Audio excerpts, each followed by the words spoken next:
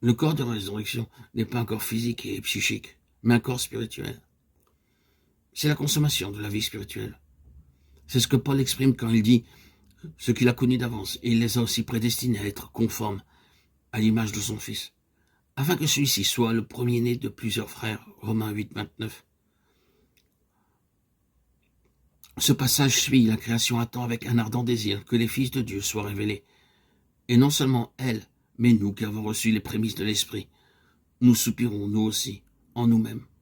Attendons l'adoption, la rédemption de notre corps. Romains 8, 19 et 23. Nous sommes complètement incapables de comprendre ce qu'est un corps spirituel. Mais nous voyons qu'il est libéré de beaucoup des limitations de notre forme d'existence actuelle. Notre but ici n'est pas de nous attarder à faire la description d'une vie au-delà de l'ordre présent, mais simplement de relever, de souligner le principe. Il y a toute une différence entre un esprit sans corps et un corps spirituel, entre un esprit privé de corps et un corps spirituel.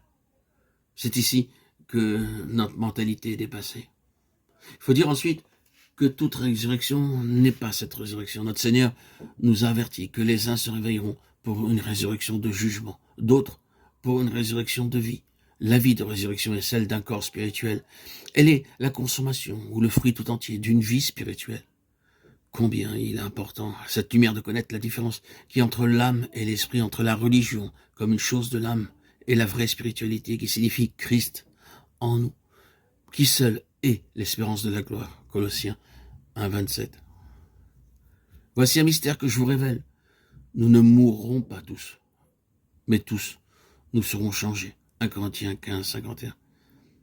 C'est en vérité un mystère qu'un corps physique puisse exister sans tous les traits de ce système sanguin. Mais il nous est dit qu'il en est ainsi, et certaines autres déclarations faites à cet égard montrent qu'il en est ainsi. Par exemple, ceux qui ont été jugés dignes d'avoir part au siècle à venir et à la résurrection des morts ne se marient pas et ne sont pas donnés en mariage. Luc 20, 35. Cela met de côté, dans une grande mesure, la question de l'âme et du corps.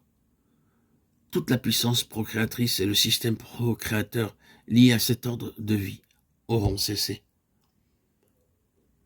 Mais nous avons vu que l'esprit a ses propres facultés et ses fonctions propres pour connaître et pour agir, pour nourrir et fortifier. Une chose est très évidente, c'est que Satan est la résurrection. Il a cherché à la cacher en répandant de faux bruits au sujet de la résurrection de Christ. Le seul témoignage et l'attestation souveraine de Dieu, c'est la résurrection. La note suprême dans la proclamation apostolique, c'était Dieu l'a ressuscité, acte 2, 24. La note suprême dans l'expérience du croyant, c'est la résurrection. Et c'est pourquoi Satan cherche à mettre un serviteur de Dieu souvent en danger de mort. 2 Corinthiens 11, 23. Et il nous faut prononcer en nous-mêmes notre arrêt de mort, voulant mettre notre confiance en Dieu qui ressuscite les morts. 2 Corinthiens 1, 9. Ce n'est évidemment pas en cela que l'âme se réjouit. Elle préfère les succès, les victoires, le progrès, la réputation, selon l'appréciation humaine. Mais la puissance suprême, selon la mesure des cieux, c'est la résurrection de Christ. C'est pourquoi Paul s'écrira le connaître lui et la puissance de sa résurrection. Philippiens 3, 10. La communion de ses souffrances est être rendu conforme à lui en sa mort. C'est là la plateforme sur laquelle cette puissance suprême est démontrée. Mais il faut un homme spirituel pour voir cela, et encore plus pour le désirer. Il nous a donné les arts de l'esprit de Corinthiens 27, oui, les arts de notre corps de résurrection. Ces arts sont dans nos corps mortels même. Si l'esprit de celui qui a ressuscité Jésus d'entre les morts habite en vous, celui qui a ressuscité Jésus-Christ d'entre les morts rendra aussi la vie à vos corps mortels par son esprit qui habite en vous. Romains 8, 11.